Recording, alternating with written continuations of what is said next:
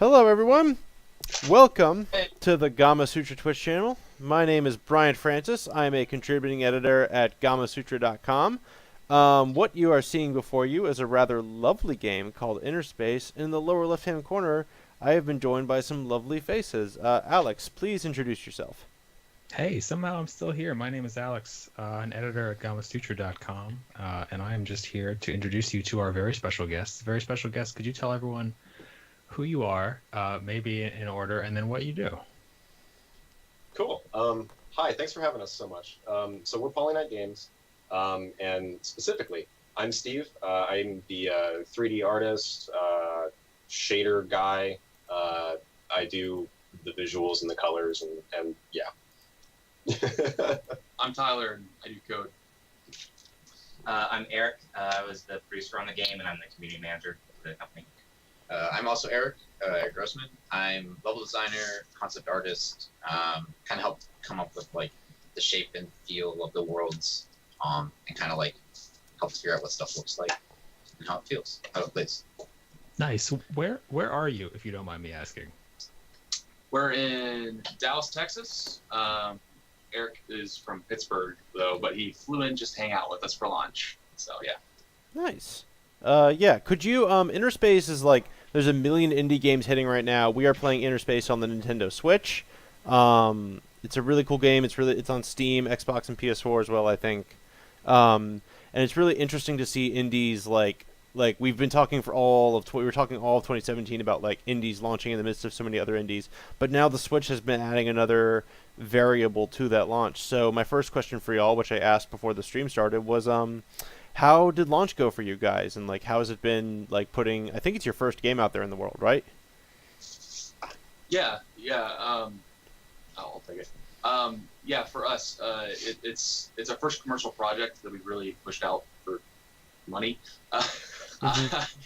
So it's been stressful, but it's been exciting, and I think also we've been really surprised by Switch performance too. I think Switch was one of the last ports that we tackled, and we wound up doing the PS4, Xbox One, and Switch all releasing at the same time with the two programmers. So it's been very stressful getting here, but we're here, and it's actually really exciting to see how into it like everyone's been. Especially like I think we're just very surprised with Switch. I mean, everyone's been super awesome, but like Well, and like on Switch for release, what I've noticed is that a lot of indies are starting to like show up there and like get in there, but people currently are still looking for new games on Switch, new experiences. InnerSpace is like a really out there game, so I think it still gets a lot of interest. The other thing is like it's the only flying game on Switch right now, flying exploration game. So like it's still differentiated by virtue of being so weird. Yeah. So that's kind of interesting. Yeah. I guess Alex, do you have a question? Yeah, I raised my microphone. I said, no, I'm just curious to know. I know it's still early days, but we've been talking a lot internally about the Switch being a very fruitful platform for cross-platform indies, and I want to get a sense, if you can, do you feel like the game is doing sort of equivalently well on Switch compared to the other platforms? Is it outperforming on Switch, or is it like kind of falling behind compared to say PS4 or PC? So like the game launched yesterday, so I don't quite know like sales numbers. Also, I don't know if I could say that. Yeah.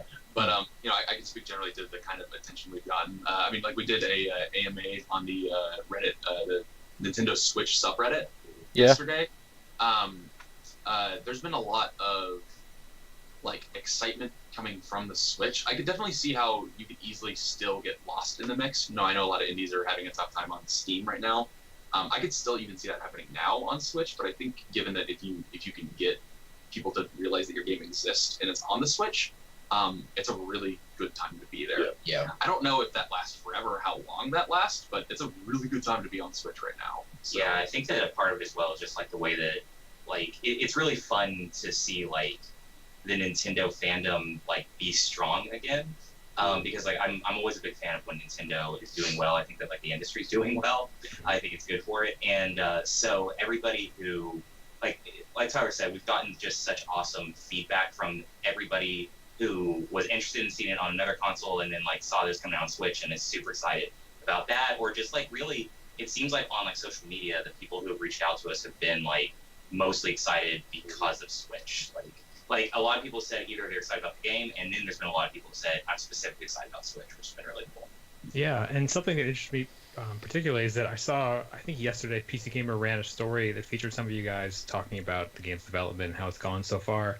And there was a comment in there about how, in bringing it to the Switch, you ended up optimizing the game significantly, and that sort of like that sort of fed back into the other ports, and then made the game run much better on, say, like PC and such. Is that on point? And if so, like, I kind of want to get a sense of what that process was like, trying to bring this game into a place where it could run at a crisp, nice, like where it would run nice on the Switch, basically, and how that affected the other versions. Yeah.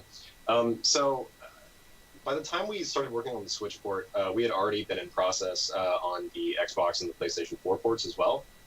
Because originally, when we, like, really early on, we had really just planned on doing PC Mac Linux. And then we, found our publishing partner, Aspire, and they really helped us expand the project and also reach a bunch of new platforms. So yeah, kind of from the get-go, the Switch port was, just it fell in line really nicely because we were already doing so many of those optimizations. But I think the bigger thing, and the thing that I'm really proud of, like achieving with this game and all of our ports, is that it is actually the same, like, exact build, the same exact version across all platforms. The only differences being just the resolution that it renders at, and the Switch is 30 frames per second. But in terms of, like, the actual game itself, it's exactly the same game. There's no, like, watered down content, or, like, it's not like rendering at a lower resolution and then upscaling or anything like that. So to actually achieve that, though, one of the cool things that we did really early on, as a technical constraint and just a workflow improvement, we decided not to use textures. So all of the colors, all of the graphics, by and large, are driven just by shaders and math that we've kind of, like, done over time. It's very geometry centric. A lot of vertex, like, we do a lot of baking of colors into vertex colors. We're using, I think, all 4 channels of, like, RGBA on the vertex colors of all of our 3D meshes, between, like, AO bakes, shadow bakes, and a lot of other things. But yeah, like, I think initially we had some really great constraints that made getting a as large game as ours onto the Switch. So I think we had some really good conditions for that even being viable. There were quite a few optimizations we had to make, but really any trade-offs that we needed to make, we wound up turning into creative decisions. So, like, one thing we did was that we made the water, it used to be, like, much more transparent. You could see a lot deeper into the water from the air. Something we did at one point was to actually make the water significantly more opaque, so it's harder to see through, which allowed us to cull geometry underwater while you're in the air, or while you're underwater, geometry that's in the air. So we were able to make a few optimizations there that, like, really got us onto the Switch. But the cool thing is that we use that as an excuse to rework our water and just make the water look better as a whole. But also that, like, really helped out, like, the PC, like, version of the game just, like, benefited a lot from our optimizations on Switch. Just, like, it's nice having a lot more people with a much more diverse set of hardware be able to play the game on Steam. Is, like, like a good, like, I think Switch is, like, a good benchmark for that. Sorry, I'm ranting. No, not at all. I think you're touching on something that I think a lot of devs face, which is this notion that like, constraints, like creative constraints, can often lead to really interesting and like, striking, unique styles, right? So in this case, like the way this game looks is what sets it apart, and it sounds like a big part of that is because of the constraints you guys are working under. I want to encourage anyone in chat to go ahead and throw out questions. We will totally feed good ones up to the team. We'll get you right answers. Something I also want to dig into, you mentioned the water, which we're looking at right now. Yeah, Brian will have a better understanding because he's playing it, and I have not played it. I'm going to dive into the water. Bad place to dive in. I dove in the shallow pool. But something about this game that fascinates me is the design, right? Like, it's, from what I understand, this is a game where, like gravity is inverted, right? So everything is being sucked towards the center of these pods, and I assume this water is in some way, like, at the exterior of a big sphere-looking thing. Brian, can you fill me in? Like, how does this feel to play?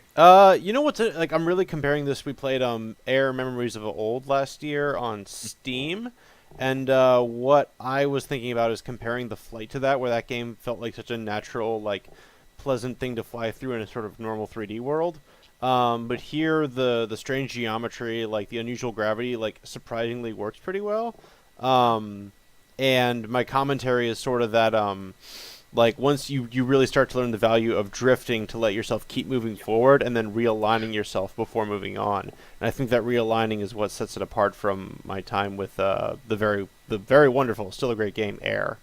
So that's my first instinct, is that the flying feels different because of the how it encourages you to reorient yourself. Yeah, it seems like it's very forgiving. Can you guys speak a bit about how you came to make that choice? I can take it if you want. I guess you work more on the flight model itself. I can talk about more like the flight model in the world space. But like, Yeah, really like I'll jump on that then. We can riff on it. We'll take it all. Yeah, so really early on, one of the first things we had was inverted planet. Like we wanted to do this weird kind of snow globe, gravity going the wrong way, water going out in all directions. Was our starting point, and then from there we're like, all right, like what would be fun in that space? A flying game, because you could cut through the center of it, so it's kind of an exploration game where there are no barriers between trying stuff out.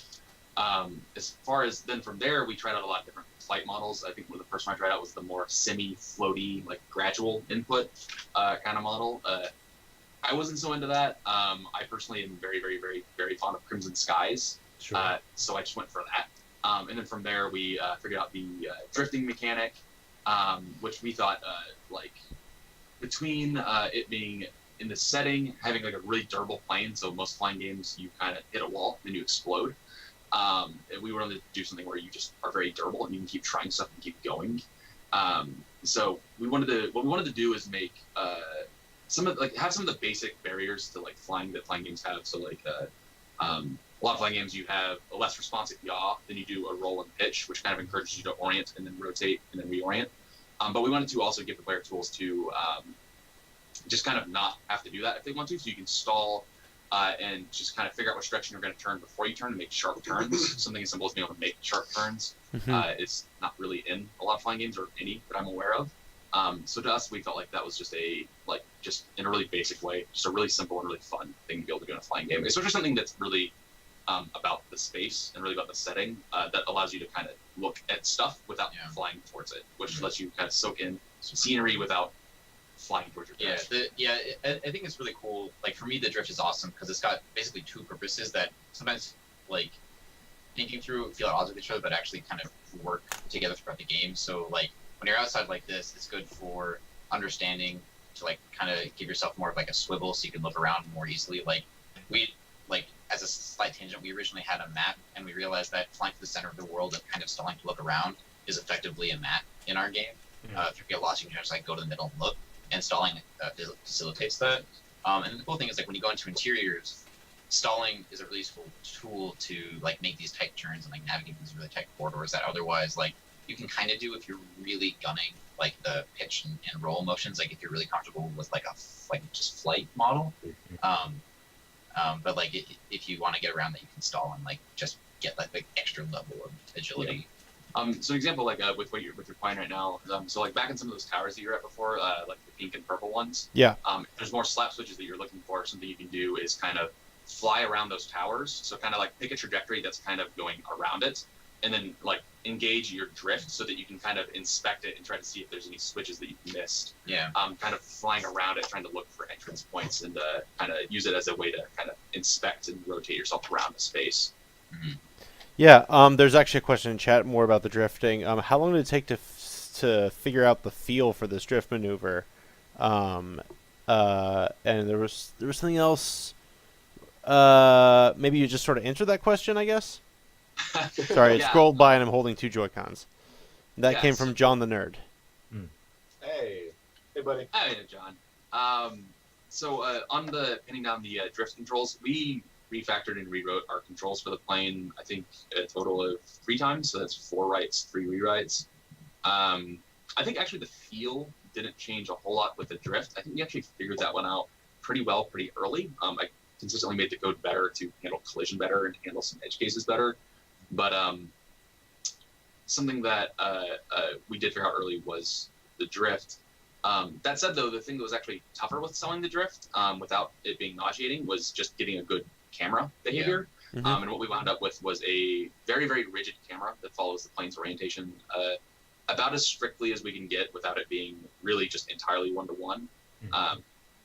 Because we wanted the controls to be really tight, really zippy. We wanted to really recreate that kind of trench run from Star Wars kind of feel with the drift mechanic. So, but getting like a nice field of view kick that's not entirely nauseating or way too overjuiced, that kind of plays into the minimalism of the game, is something that took quite a few swings.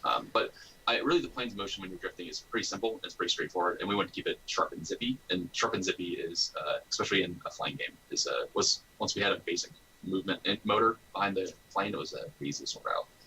Is sharp and zippy how you would sum up your ideal flying game? Yeah. Well, it depends. Okay. Well, so real quick, I want to circle back before we move on too far. You talked a bit about early on you decided to design this so that you could bump into things and it wouldn't be a big deal. And you mentioned like not a lot of flight games allow you to do that. I think it's really interesting because like so often that is the penalty, right? That is the threat in a flying game is don't crash, And I was the easy question was going to be like, well, what is your constraint here? How are you constraining the player? How are you threatening the player? But then like the obvious question to ask on that is, do you feel it necessary to threaten the player? Do you feel like a game needs to have some kind of failure threat, some kind of risk to be taking, or is that not important to you as designers? Okay, I think that's Yeah. Okay, so I would like kind of scope it into like InnerSpace specifically because I think as designers, broadly speaking, like for games, you can approach them like a lot of different ways. It kind of depends what your mission is. Yeah, I think totally. InnerSpace, yeah. And on that note, like, but I do think like with InnerSpace, it's pretty apparent that we are okay dropping like a really apparent like oppositional aggressive threat to the player and letting other stuff do that work. So like for InnerSpace, it's like a peaceful game. It's mostly path, like there's not really like combat or violence. And I think like, but there's still a threat in the sense that like you're always moving forward and like, so there's kind of a pressure on the player to navigate. And instead of like honing skills of like twitch response in response to it, it's in response to a threat. It's more about honing your control skills and your navigation abilities in response to being able to navigate the space and understand it and like get a better sense of it. So like, whereas for a lot of games, the like walking and looking around is like the basic core skill. In InnerSpace, that is like the skill that you grow with and like the thing that you get better at in the context of the world. So in that way, like, and like the like weird geometry of the space plays directly into that, because if we had like a normal flat world, there would not be like really a thing to decipher with your brain. So like, because we're putting you in this space and testing you with understanding of its logic on kind of like a surface level, and also like in kind of like in terms of like what it means, like building those skills of navigation and observation becomes like kind of the test of the game. If I could extrapolate on that just a little bit, one of the things that we wanted to do with this world, kind of in relation to the other worlds in the game, is that we kind of pop you into this world, and it's obviously like very large, and there's a lot to explore here. And so with each of the secondary worlds that come after these, with the boss fights that you find in those, or with the flight challenges, the demigod encounters, excuse me, each one of those kind of builds off of some of the flight mechanics that we've developed. The idea being that by going to that world, exploring, encountering those creatures, and really kind of like resolving those encounters, and then returning back, you're returning back with more knowledge and more practice and insight on this like solid like base flight model that you have, which further allows you to better explore this kind of main chamber as you revisit it over cycles. And like that's actually something we discussed, like just to riff on that a little, is that like early on one of the discussions is like, is this a Metroidvania? Like, do you actually unlock abilities as you play? And we basically decided early on that, with the exception of giving the player, like requiring the player to unlock dive in the first world as like a tutorialization, like pretty much you would have all this like mechanics you need for the entire game from pretty much the beginning, and that way it becomes much more about the player growing organically versus just unlocking new stuff. I'd really love to show the stream some of our other worlds. So there's 2 towers in the game that you've done like really close to finishing. Yeah, it's so it's so close. So we have there's one tower that's you started that's blue. We have one that's purple. If you go to either of those, I think you're like 1 or 2 switches away from either. Yeah. I was working on the switches and then I kept getting distracted because this game has triggered what I talked about a lot of sort of puzzly games as we streamed last year about, which is like I just keep like even if I don't necessarily know what I'm doing, as long as I keep finding stuff to interact with, I keep being satisfied. And this game is very good at that. I'm just trying to find that switch. I saw a switch pop up. I'm trying to figure out which tower it was on.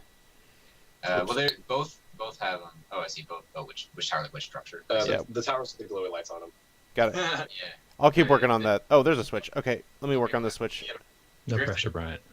Bryant, I kind of, I kind of talked over you earlier. Was there a question on your mind, or are you solely focused? Yeah, on... well, the next thing we're talking about is like we've done I think a solid job talking about how this game like has a very unconventional approach to flying, but I think it's also like sort of a broadly like we've talked about a game that has no challenges, that has a different kind of resistance for the player to work with. And this is also your team's. Sorry, I'm bashing around here. Let me. This is also your team's first commercial game. So could you talk about the process of deciding to sort of put a big gamble on a game that is sort of more unconventional? Which I know, like, it's on its face, it sounds like, well, if we're unconventional, like, we'll find success because we're taking risks. But it's also... That also sort of works the other way, I think, if you get my drift. My drifting that I'm trying to drift. Sorry. Slow your roll, Brian. I need to slow my roll. I'm trying to hit the switch. I know it's On the hard. switch.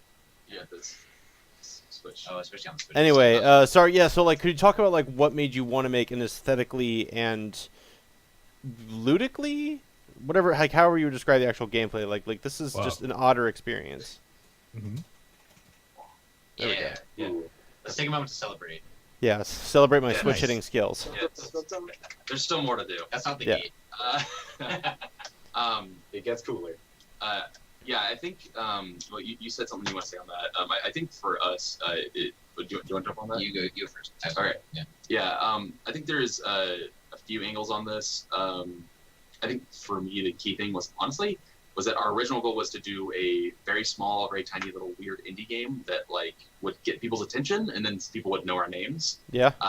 And then we like got published, and then we did console ports, and then like it needed to grow to be something with tutorialization that did a better job at not being a really weird, cheap little indie game, but instead like actually being a game. So as we actually like grew over the years, because originally this was going to be like a 1-year project, and then it grew into a 3-year project, and like our scope doubled actually. There's not a lot of cases where scope grows for indies. Yeah, but also time. But most of that is also because we partnered up with our publisher Aspire. Mm-hmm. So I think for us the risk of what this was really started with us thinking it was going to be a much shorter term project, and it consistently getting a lot more attention than we thought it would, and people being a lot more interested in it than we thought we would. And the Kickstarter went really well, and we had a lot of cons that we thought went really great, and so we just kept taking it further. So real quick, try to the back of that structure. You're really close. You got this. Yeah. I think one of the cool benefits of what Tyler was talking about with the like kind of expanding scope that we had is that that's certainly not an opportunity that a lot of developers have, or a lot of indie devs have, especially. So we're extremely lucky for that one. But the other cool thing is that when you start projects like this, you always have like a bunch of ideas. It's kind of blue sky, and you have to scope in, to kind of make what works, right?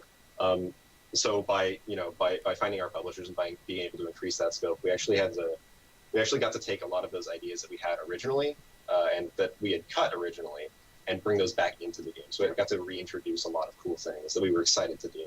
Yeah, I think like as far as like the basic, like the first, like when we were like coming up with the idea and like the original, like why do we even try this? I think a lot of it honestly came down to. Sorry, I'm way too into watching you play. No! Oh wait, No! We're rooting for you, Brian. Sorry. hang on. I saw the entrance though, right? It's down there on that blue thing. Yeah. I saw it. You got this. Yeah, I just gotta slow my roll here. Anyway, you were saying. No, part of it was like sort of team composition. So like our team is like we're pretty lucky in that we're weighted towards artists, and so we're towards artists, and a lot of us have a lot of opinions on just games and game design in general. So like I think like you guys went to uni for game design, whatever. I mean, I think like our frame of approach was sort of like, what do we think about games, and also what can we make, and what do we want to see in the world, and somehow all those things coalesced into sort of like a chill, peaceful exploration game that has like a really like heavy aesthetic component. The door. I mean, that's my take on it. There's a door that opened on the side of the tower. Oh. That. I have a question. Are you playing with the game sound on or off? The sound is very quiet. Okay. Crank it up. I can't do that. No, I can't it's do that, fine. Dave. Good. All right. fine. So am I looking? Is it aiming at the main tower? Is it the small structure Yeah, here? if you go back through that sort of, that. Yeah, Yeah. slide your Oh, right. there we go. I see it opening. Yeah. Oh, yes.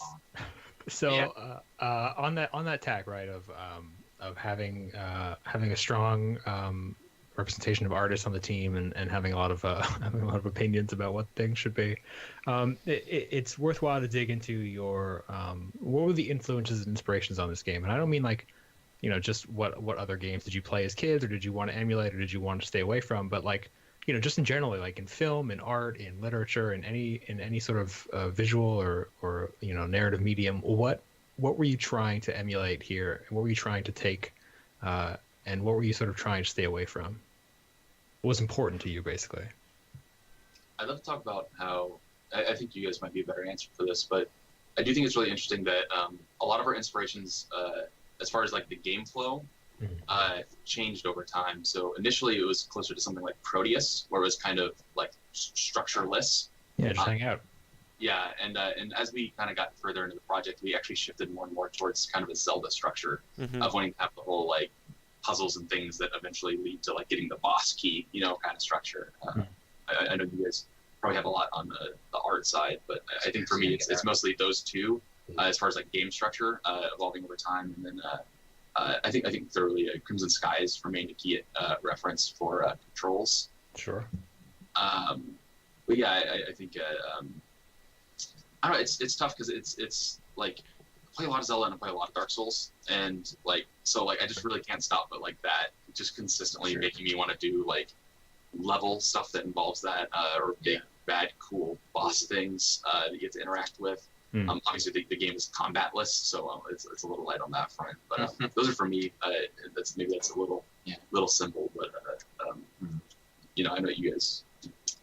Well, so I think for my take on that one, one of the things that we knew really early on going into this game is that there was going to be kind of a really huge sense of scale that we could hit. Right, small airplane, big world, but more importantly. One of the like the core design ideas is that with like traditional flying games, you kind of got like land where there's content, and you've got some content in the air, but otherwise you have like 5 invisible walls. That's the leaving the battlefield thing where it kind of turns you around, right? So by wrapping that land or that content kind of all the way around you, we knew that the player would be able to kind of fly from wherever they were at to anything that they could see. So we get this really big scale for like large mountains or like really really up close detail when you fly right up on that thing, So looking at like games that like obviously play with scale in really interesting ways, like Shadow of the Colossus is a really big reference for us.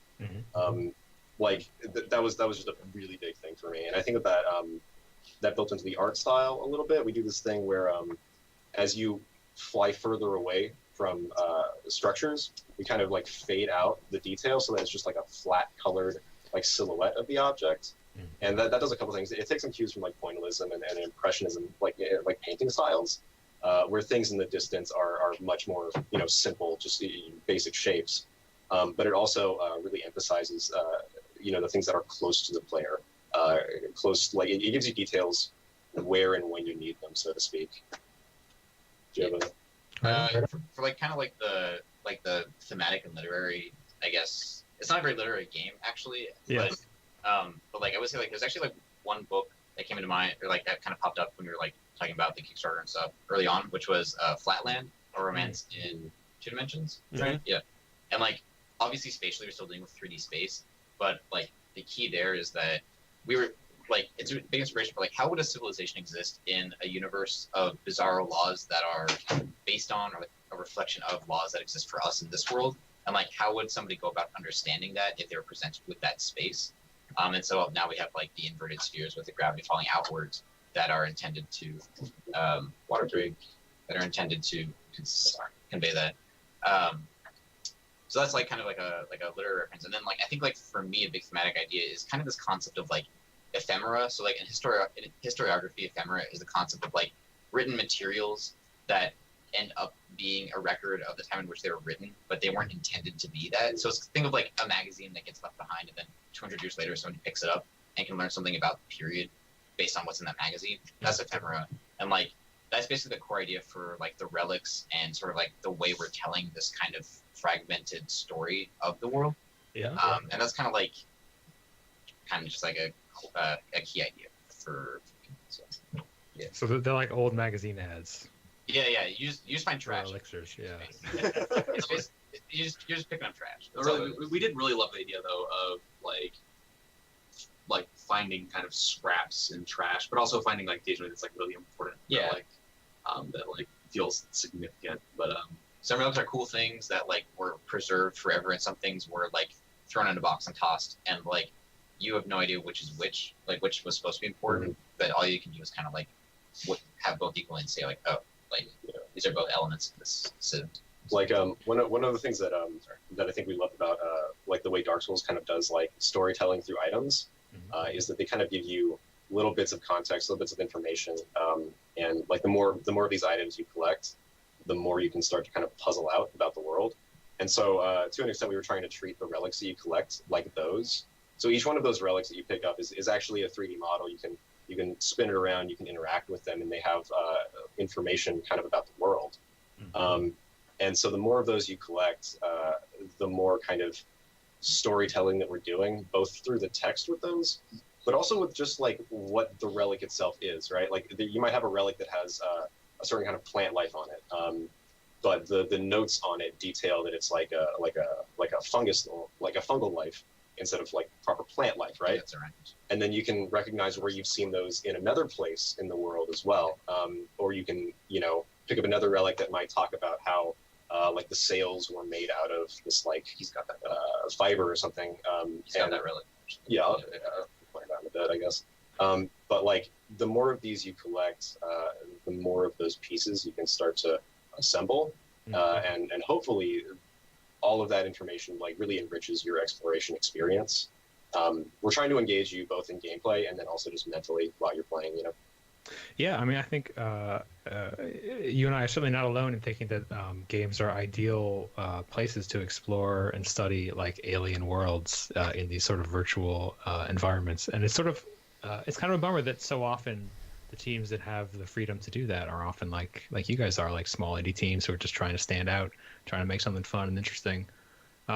It strikes me that you guys are sort of living the dream of so many Gamasutra readers who are game dev students themselves often, or just graduated, and who are hoping to like finish a game, ship a game, get a game out there, and more importantly, get it noticed, get it on the Switch, get it wherever else. Yes. You made it, yeah. So that begs the question.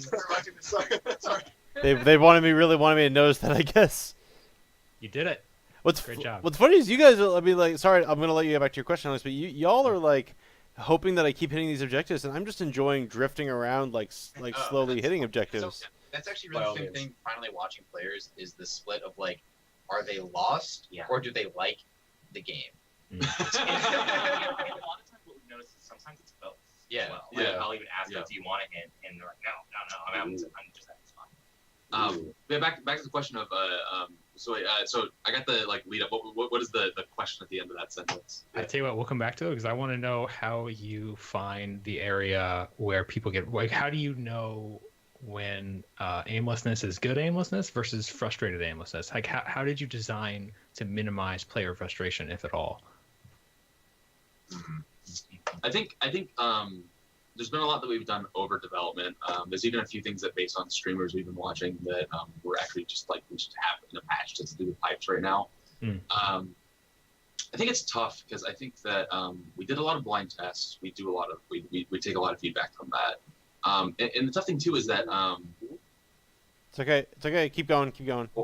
Yeah. Sorry, I get so wrapped up in it. I should like. But I feel like it's tough because at least in my experience in a lot of this is that most challenge, most challenge in any game, uh, very quickly turns into frustration. But when you overcome that challenge, that frustration turns into like cool victory feelings. And there's, at least for me, like I haven't seen a lot of games that like strike a really good balance of like challenge and frustration just being separate from each other. They're just really good at timing payoff for like that frustration ending at the right time. Right. And something for us is that we designed these inverted worlds where you can go anywhere and do anything and do it in any order you want, which makes it really easy for people that are frustrated with figuring out an objective to just go do something else.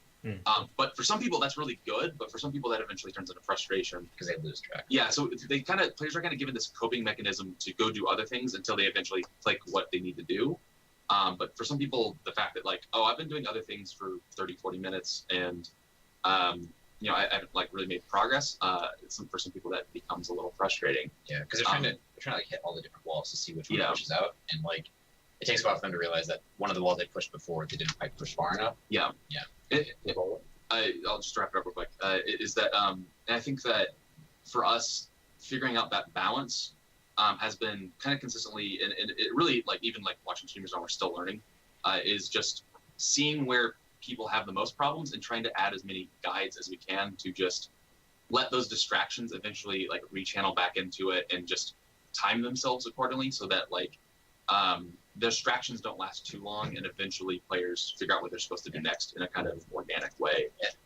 And just like those guides tend to be like they're diegetic as much as possible. So like there'll be like streams of blowing white wind or like little like globular wind pickups that kind of form a trail for you, kind of stuff. So I just wanted to So to kind of extrapolate further, I think one of our kind of key goals really early on in development on this one was making a game that really rewards observant players.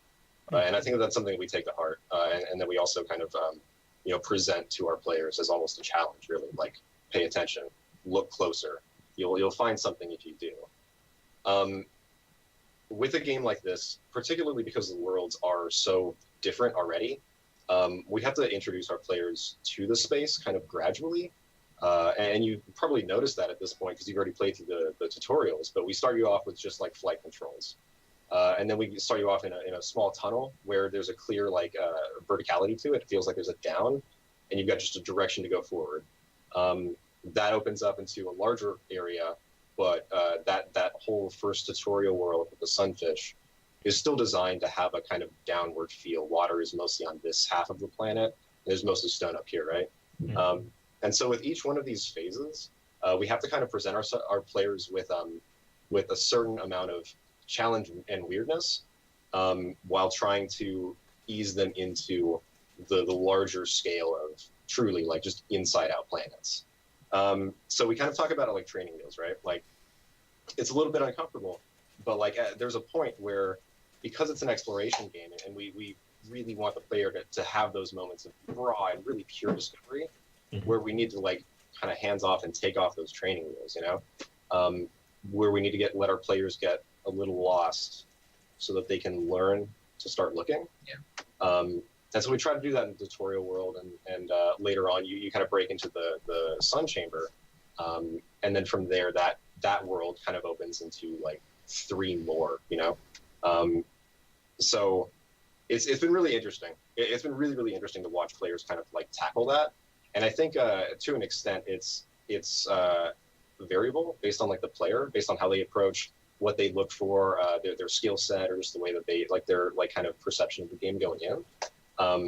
But yeah, I think we're trying to breadcrumb trail as many hints as we can, just for really observant players, because like just like figuring out like how to unlock that tower, and like you're doing here, right? Like you figured out how to snake through like the fungus on one side of the world, and it drops down this crab.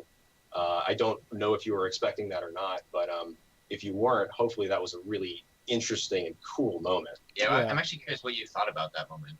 I'm on the spot now. Wait, who's asking the questions here? Now I'm crashing. Okay, so Power. my best response is that like I've become used to the idea that like like with this game especially unexpected results emerging from like what seems like logical phenomena. Normally, I feel like it's a criticism when we say like a game is sort of expecting you to figure out the mind of the designer, but I think the unusual aesthetics here go an extra mile to like allow those moments to feel a little more natural and friendly. Like take like I'm trying to ram into these plants right now for God knows whatever reason, and I'm bashing through the walls to get it done. But that doesn't feel as punishing as say like I'm also playing Thimbleweed Park right now, and Thimbleweed Park is obviously set in a world that's closer to the real one. So the analogies in that one when I can't figure out what to do, like why won't this character just tell me who the lawyer is so I can call them? Versus this game where it's like, oh, of course, like I have to go through the fungus thing to hit the other thing. Like of course, like why didn't I like that's a discovery So versus obvious. in a more real, in a more you might say in a game with more terrestrial aesthetics, it would be more frustrating. So I think that's why like I don't mind. Like I said earlier, I don't mind getting lost because almost everything's a discovery if you get my drift. That's my response to that. The crab itself was like, oh, okay, crab. Like, but like bashing these fungi right now is more, especially with the like little, especially with the little. Oh, and you know what I just observed as I bashed the fungi and all that stuff fell away. I realized that I'm helping this creature out. Like that's something that just occurred to me. Live feedback moment. But like that's what I think is making this work right here. Not necessarily the crab dropping down, but like as things interact pleasantly, and I understand the connections. Cool. What was actually- Yes. Instantly. Also, just really quickly, I just want to point out that like that's actually really cool that you commented on that because yeah, like you can observe, right, like as you clear out these like little tendrils and stuff as you're cutting those, the fungus like retracts on the crab, Yeah. and that's something you can observe. So you can start to think about what you're doing and think about the context of the world that you're in, and really kind of hopefully a bit like archaeology, right? Like try to understand what's going on via all this context clues and all this information that you're gathering by observing. And so I think that's really exemplary. The more you as a player observe, I think the more rewarding the game becomes. I want to spiel on something you said earlier, which is like that like the visual aesthetic of this game kind of like makes or even like musical, it's just like kind of makes it a lot easier to just accept some weird game interactions. Something that I think Eric, you're the one that brought this up, that kind of just blew our mind because we were just expecting it, was that like somebody was gonna like rage post a like 20-page thing explaining why our planes don't make sense, they shouldn't be able to fly. Like because like you know, like, we made these like we you know, we've made like little 3D model, like little printout versions of the plane and stuff like that, and like it's super cool and we love the design, like it's super rad, but like it should not fly, you know.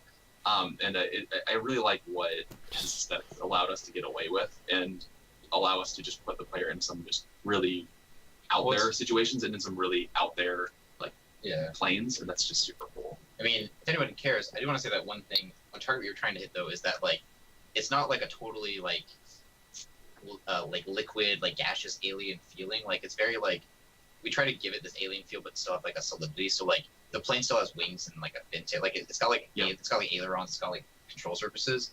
But, like then we like kind of leave that at the door. Or like the towers have like these like struts and stones. They've got like I guess I'm trying to say like we wanted there to be a logic, even if you didn't know what that logic really was, so that you can kind of like key into something.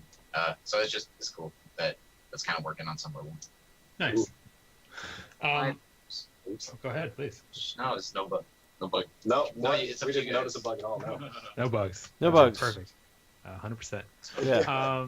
So, you know, earlier I was starting to talk a bit about your background, how you all got together, and what you sort of learned from launching your first commercial game. Before we touch back in on that, I should, just for the audience's benefit, how many of you, if any, are still in school? I'm just curious. None. None? Okay, so you've all graduated. And did you all meet at uni at school, or were you friends beforehand, or? So most of us were all of us were friends, but also in college together. Well, except for most. Okay. but yeah, most, not all. We'd all made a few, actually not more than a few. We'd made quite a few games together, but most of them were kind of smaller run, like 3-month projects. We'd done a lot of game jams, but we'd also done a lot of 3-month projects where we were able to make menus and settings and like actually have a progression of levels that you can't help out a weekend. Yeah. So we'd actually before we'd even started founding the company, we'd worked together on quite a few things, and from that experience with each other, we were able to kind of like make sure that we wanted to work together and we weren't gonna bite each other's heads off. Yeah, we knew who was dedicated, who was committed, and who really cared about making games. Yeah. But so most of us met at university. Eric is a friend of a friend that I think I just emailed or messaged on Facebook at one point, like, hey, I need concept art, please. Yeah. Supposedly you're a great artist. And then A great artist from the East. from the East. But we've worked on quite a few projects before we really batting on stuff. But Yeah, and you can see, for those curious, if you go to the PolyKnight website, there are a few of those projects there. If you're curious, check them out. So what I want to know is, now that you're living the dream, right? You've shipped your first commercial game, multiple platforms. First of all, like, what was the hardest thing about it all that you did not anticipate going into all this? can I? Yeah, please. I think we all should get one. Okay, all right. So the biggest one for me was the fact that we would port to 3 consoles. For the longest time, and on and off, we had a few other programmers pitching in, but for the longest time, it was just me. Well, wait, but this is in Unity, right? Yeah. So you just hit a button. It's that simple. You hit a button, and just Switch version pops out. It's a funny joke. Alex, stop making them cry. Sorry. But by the time we started on the console ports, Unity does a lot for us. Yeah. Like I have to give Unity a lot of credit. Unity does a lot of the work for us, but it's still a bunch. And by the time we started the ports, we had 2 programmers, so me and one other person, and 0 experience porting the consoles, just straight up 0. Sure. Yeah, we were able to get in touch with a lot of experienced porters, and we knew a few people in the Dallas area that own businesses doing just exclusively doing console ports. I was gonna say Asper's based out of Texas, aren't they? Austin, Texas. Yeah. 3-hour drive for us or something like that. Yeah. Yeah, we can road trip down there if you ever want to go say hi to them. Yeah. Having QA is the only reason we were able to do that. Spire has an amazing QA team, and we would not have been able to do console ports without that. Yeah. But yeah, that's my thing. It's just console ports. Yeah, We're crazy harder than I thought they were going to be. So, a lot of it is like the level design, like the spatial layout stuff, actually somewhat easier, like more fun and intuitive than I imagined. But getting stuff to save, like serialization of game events, was actually like a quite a lengthy process, and something that like it's not like I don't expect it to be, but it's something that I hadn't actually been kind of in my head as something that like the level designer has to help out with. But like that stuff really touches directly like events and things happening in scene, the way we kind of built the game. I'm sure that I'm spilling beans that you don't want me to talk about in public because I don't know how the serialization works on the back end, but for me, like implementing it and figuring out, I guess what I'm trying to say is that like I was surprised that there's actually a lot of design decisions to make in serialization and save games. Like you sort of decide like at what point does the player actually progress if they quit and come back, and like what do we want the player to actually understand as like a permanent change versus like a temporary change, or like what interactions are grouped together as like a phase of things that need to be completed together. And so like those things aren't like the primary design, but they like feed into the design as sort of like a UX element, like quality of life thing. And they're really super important. So mostly I was just surprised about that. We fixed that already. Oh, yeah. Okay. So yeah. So I think for me, consider the space for a moment. All right, so check it out, right? So like InnerSpace, inside out planets, right? Up doesn't matter. There is no up. It's radial. One of the biggest challenges that we had as designers really early on was just that pretty much every tool for making a 3D game kind of assumes up, like your window in your editor that has an up direction, you know. Yes. But our world doesn't have an up direction. Grass, gravity, AI pathfinding, even lighting assumes that like you're going to have a ground that like shadows like won't get past or cast through, right? In the sky. And a sky, exactly. So with this one, right, like we give you like roll over the plane, so your perspective rolls, but also like everything has to wrap around, right? So whether it was just like placing objects in the environment, or using the editor to create, grounded structures and things that were like, 35 degrees by, whatever, just on the ceiling somewhere, right? Like working to overcome those challenges was really interesting, but also I think really incredibly difficult. And I think we overcame those challenges in a number of different and really interesting ways. But I guess all that is to say that, like, yeah, just every single tool that we use assumes up, and making this kind of world is tough when that's the case. Oh, cutscenes in this radio land Oh, also yeah. were fun. Yeah, 'cause, Yeah. like camera up. Is camera up what you want your shot to be? Is it like the world up? One really interesting, just because we've been seeing a lot of particle effects recently, one really interesting side effect of the kind of world up problem, which is kind of like really inherent with Unity. And they have reworked the particle system maybe recently, so maybe there is a workaround for this now, but for the majority of our development, there was no option, which is that in Unity's particle systems, when you rotate the camera, all of your textures that are billboarded rotate with the camera. So like if you're rotating the plane all the time, and like all of the effects in the world are just like rotating with you, like that's so stupid. So it's like one of the things we had to do was just like, all right, every single particle effect in the entire game is just circles, because if you rotate a circle, it's still a circle. Yeah. So like Oh, I guess I didn't realize that. Another really fun artifact of some of that stuff is that so for an optimization, most games will use linear light. So light goes in a single direction. It's from the sun. It's so far away. It works, right? Yeah. But for InnerSpace, right, what we ended up happening was that one half of the world would cast shadows onto the other half of the world, which doesn't make any sense except when your worlds are inside out, So we actually kind of had to like make our own lighting system pretty much entirely with our shader tech and all of that. Yeah. Yeah. Yeah. There was a lot. Sorry for the long. There's a lot of stuff. I love that Brody answered the question. Yeah. Oh yeah. And actually, and this could probably be expanded actually like to a lot of elements of the design of the game. But like, what we experienced regarding like writing the script and like the dialogue to the archaeologist and all the dialogue for the game. And like when you're, especially since a lot of people who are in stream and like watching this are like kind of students like maybe working on something smaller, like coming up with processes that are scalable and ready to grow if they need to.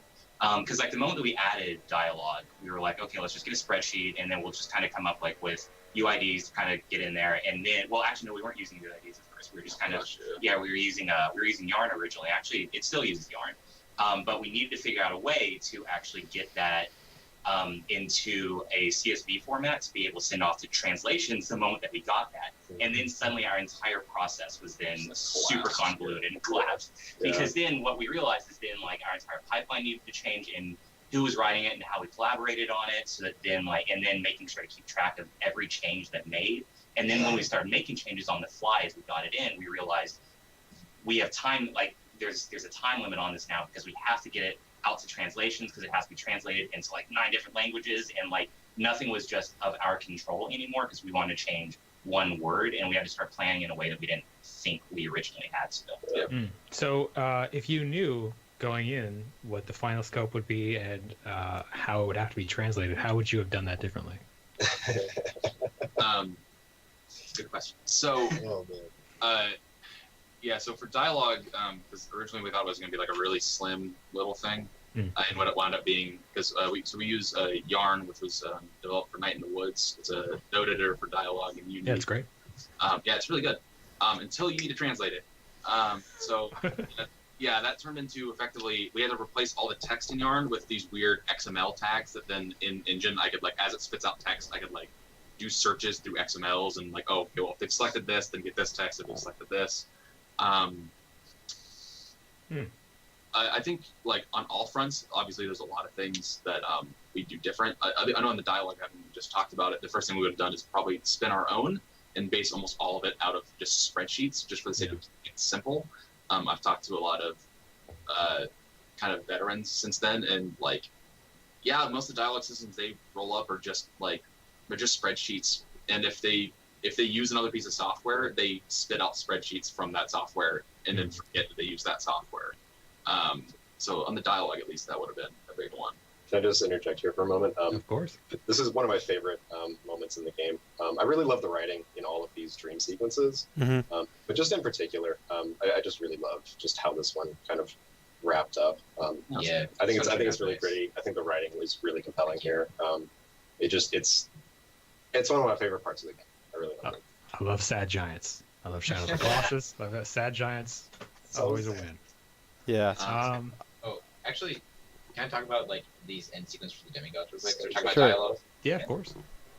It's just funny, like as a little dev note, like this is something that's like a big part of like the game loop. Like you go, you start the encounter, you kind of discover what's going on, then you finish it, then you get this discussion, and like this whole kind of like talking about like how games come together. Like this element of the loop actually didn't show up until we already decided we needed dialogue for another purpose. Mhm. Once dialogue was in the game, we were like, oh, we can have you talk to the demigods when you're done. And then after that, it was like it was a whole new level for the game of like, oh, like we have a new way to convey meaning. Here's what the demigods are really about. And it was sort of like this interesting interplay between like adding features for like a really denotated like technical purpose, and then having it sort of like open up our minds of possibilities for like how to change like or improve the meaning and like the kind of feel of the game. So, Yeah, well, what's cool about it for me is that like for so much of the game, it's just kind of you exploring, and you're having to like pick up whatever you can decipher. And occasionally, like when you go back to the Sun Chamber, you can talk with your archaeologist companion, your buddy, and he'll give you some insight, or you can talk with him about like relics or whatever, you know. yeah, isn't But- much. Yeah, but other than that, the game kind of is there for you to uncover. And so these moments with the demigods are really cool because these are the moments where the game talks to you. It reaches out to you in those moments. And it really kind of tells you or gives you a perspective. And that's something that I really enjoy about the demigods, that each one of them kind of gives you a different perspective about, you know, the world or what's going on or the history and kind of what you're doing here. Ultimately, trying to get the player to, again, kind of think about what's going on and to give them a few different ways to interpret what they're doing, hopefully so that they can come to their own conclusion. Nice. We're coming to the end of our hour, unfortunately. Brian, did you have any last-minute questions you I want to have slip in? so here? many questions, but you guys just keep like giving other helpful tidbits that I don't want to get them in. If the chat has any questions, ask them right now while I'm babbling and trying to buy time for the stream delay to catch up. And we'll try to get them in. I guess my last comment is I guess this will not be a question, but a comment is more that I'm struck by how despite how alien and strange the environment is, I thought the dialogue was a big success in that like it felt very pedestrian. Like when you're talking with the archaeologist and the Leviathans, even though they're big and mighty, like, or not the Leviathans, the demigods. Leviathan as a demigod is one of the has been the wordier of the ones I've encountered so far, and it doesn't feel that unapproachable. So that's my last commentary as I zoom toward the purple circle.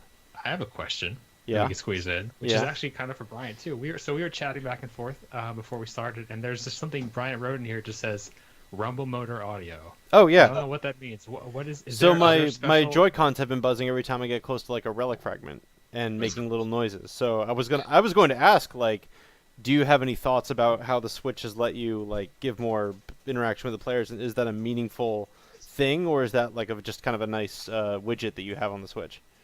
So yeah, on the Rumble remotes, when we tried to port over our Rumble into it just directly from typical Xbox controllers on PC, they did not shake, but they made this tiny little humming noise.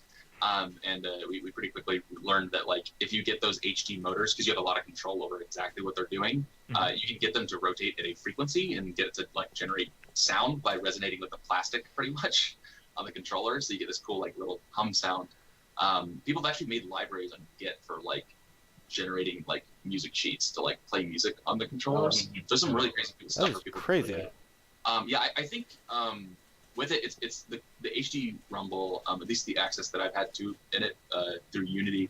It's something that you can do a lot with, but you don't quite get an easy like vibrate upright or make note C. It's very like here's this motor, here's the intensity, and here's the frequency, and like you have to kind of play with that and tune it and figure out what that does to get it to give you a desired effect. It's a really powerful, cool piece of hardware that requires like a lot of finicking with to get something cool out of. But I think by giving that really abstracted input. Players have, like, or not players, like developers have like made some really cool stuff with it. That's a lot more than any of us would expect. Yeah, I mean, now that you've spent some time thinking about what it means to convey Rumble and like through different platforms, like what is the difference in the Switch's controllers compared to say like an Xbox One or a PS4? Is it just more fine control, or is it like can it rumble more? I'm so curious. Can it rumble less? Yeah, like Yeah, it's been a little while since I've touched it, but so on Xbox like 360 controllers, and I think Xbox One has a lot more now with like the triggers, resistance, and stuff. But the API I'm familiar with is the PC, like kind of 360 vibration. And normally on there you get left motor, right motor, 0 to 1. So it's kind of like how much is the left motor vibrating, how much is the right motor vibrating. The left motor, if I remember correctly, is very fine. It does a tiny little shake, and the right one's like big and clunky. Go go go go go go. And that's kind of what you get on a 360 controller. On Switch, like I said, I think you get 2 or 4 motors that all have strength and frequency. I was able to figure out some stuff with it. On the hardware itself, I have no clue what's actually happening in there. But you get some really cool stuff out of it. Yeah. But but I think really, literally by just adding that one additional number, it gives you a huge amount of control over it. Yeah, I think like to the core question of like, does the Switch as a platform give you like a lot of expressive possibilities? Like, yeah, there's a lot of stuff in there to use for games. I think like for this, we were trying to port the experience pretty much like directly and add some like nice stuff. We didn't want to make it like, use the gyroscope to steer or like things like that necessarily. That would actually been impossible. Yeah. So, I think like in future games, as we develop for Switch, we can probably look at like what are the specific features of this console that like really appeal to this design. I think for this, I'm really happy with like the little like tummy juice you got. Like it's cool because it's special for me. Like it's like you don't expect it. It's really just being able to play it portably. Yeah, it's just take like, it. So for real, like the Switch is still magic to me. Just yeah, like it's a little bit of black magic. Yeah, it's really cool. I think the biggest thing to note on that is that like what I really appreciate about the Switch particularly is that like we've had a lot of platforms recently where like they've got some really cool stuff and they can do some really like the Kinect or Wii U or Wii, but like those are so far apart, just away from like anything else that like you're almost just making a special thing exclusively for this. Whereas a lot of the special things that the Switch has, they're relatively similar analogs on other platforms, but it just gives you that like extra little finesse of control that lets you make it not like you're adding a whole new thing for the game, but it lets you take something you've already got in place and just do something a little special for it. I think that makes like porting the Switch and doing something special for it like we did not have time to do anything special, and like yet with the HD Rumble we were able to kind of like do something there, Yeah. And, That's awesome. Yeah, I hope more devs have room to explore with that in the year to come. Brian, I just knocked some shit over, so maybe you could take us out. All right. Well, thank you all for watching the Gamasutra Twitch channel as we have tried to explore the mysteries of InnerSpace. Thank you to all the teams at all the folks at PolyKnight Games on this great, wonderful team for joining us today and answering your questions. PolyKnight friends, if they have any questions about making Switch games or flying games, weird games, where should they contact you? Hit us up on Twitter. All of us are on Twitter. If you look up either InnerSpace or PolyKnight Games just in the search, I think all of us have it in our bio, so you can find it there. Or the actual PolyKnight handle is just at PolyKnight Games. Nice. And before we go, I will implore you, if you can, to follow the Gamasutra Twitch channel, because if you do, you will get notifications when we go live with more great streams like this one. And I think I finally found like one of those interactable. I was a little sad I didn't find any relics on stream, so I couldn't show them off for you. But this is another one of those. You can browse it through the pause menu. Sorry. Yeah. Right. Yeah. I just didn't want to pause the game. Anyway, with that, we will bid everyone adieu. Bye. Thank you guys. Thank Thank you all so much. HD Rumble is life.